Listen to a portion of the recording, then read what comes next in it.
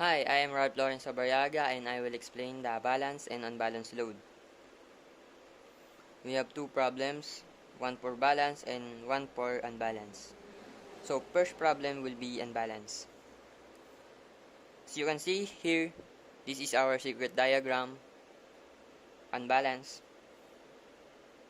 Find the line currents and IN. We are going to calculate the currents IA, IB, IC. The line currents feeding the three load impedances, and then calculate the neutral and current coming back on the neutral, which typically should be 0, but since we have an unbalanced Y load, so it's not going to be 0. So we have a given line voltage 120 here, and ABC phase sequence 0, negative 120, and 120. So using this equation right here, the currents can be found by taking the line voltage, dividing it by the impedances on each of the three lines. So let's go ahead. So for current IA, so we have 120 with phase angles of 0 for the line voltage A. Dividing it the impedances of 20 ohms right here, or impedance sub A.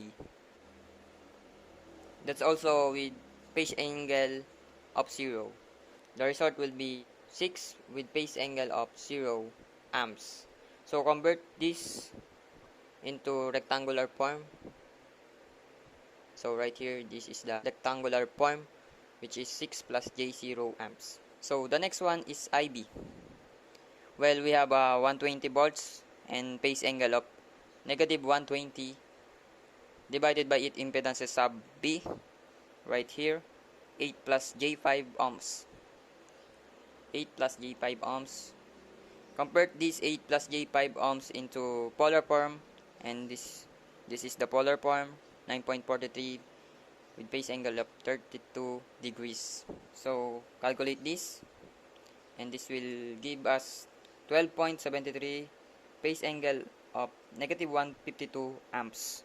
Convert this into rectangular form, which is here, negative 11.24 minus J5.98 amps. Next is the third current, B sub C, that will be 120 volts with a phase angle of positive 120 degrees, divided by C sub C, which is here, 12 minus J4. And this 12 minus J4, convert it into polar form, and that will give us 12.65 with a phase angle of negative 18.43 degrees. Then calculate this, and this will give us 9.49 with a phase angle of 138.43 amps. And then convert this result into rectangular form, and that will be negative 7.10 plus J 6.30. So those are the three line currents IA, IB, and IC. So let's move on the current on the neutral. So we should not get 0 when we add them up. So the neutral will be equal to negative IA plus IB and plus IC.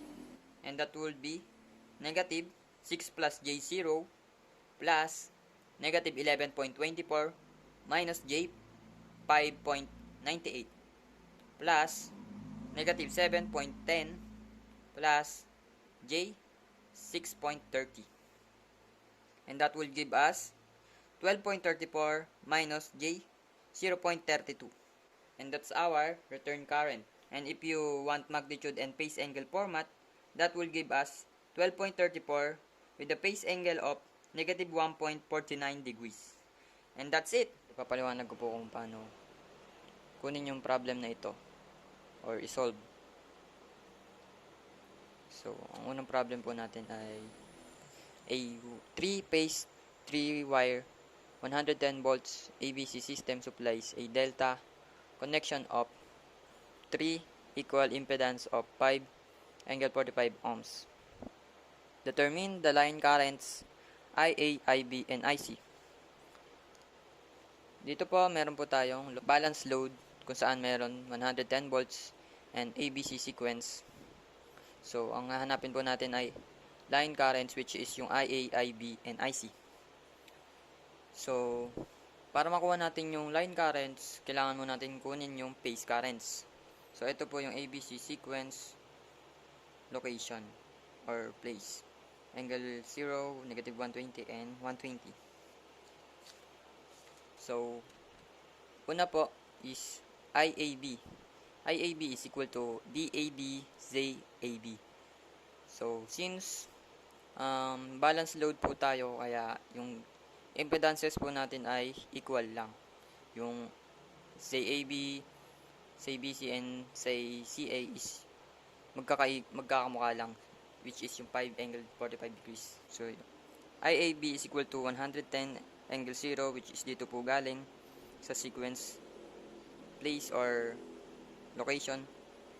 So, over 5 angle 45 degrees. So, the answer is 15.55 minus 15.55i in rectangular form.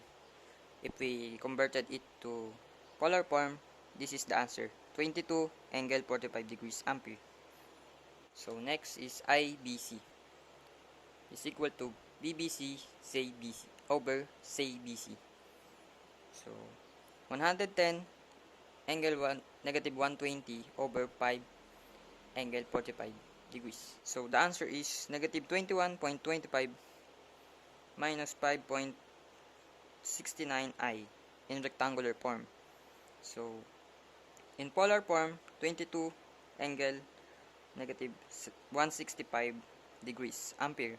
So, next, ICA is equal to BCA over CZA. So, 110 angle 120 over 5 angle 45 degrees. So, the answer is 5.69 plus 21.25i. So, ICA. So, ito po yung sagot in rectangular form. Ito naman po is in polar form, which is 22 angle 75 degrees ampere. So, since nakuha natin yung mga phase currents, makukuha din natin yung mga line currents, which is yung IA, IB, and IC. Let's compute the IA. IA is equal to IAB minus ICA. 22 angle negative 45 degrees minus 22 angle 75. So, this is the answer in rectangular form. 9.86 minus 36.81i. In polar form, 38.1 angle negative 75 amperes. Next is IB. IB is equal to IBC minus IAB. 22 angle negative 165 minus 22 angle negative 45. The answer is negative 36.81 plus 9.86i in rectangular form. Converted it to polar form and then here is the answer, 38.1 angle 165 ampere. Last is IC. IC is equal to ICA minus IBC. 22 angle 75 minus 22 angle negative 165. The answer is 26.94 plus 26.94i. Convert it into polar, and here is the answer, 38.1 angle 45 degrees. So here is the IA, IB, and IC.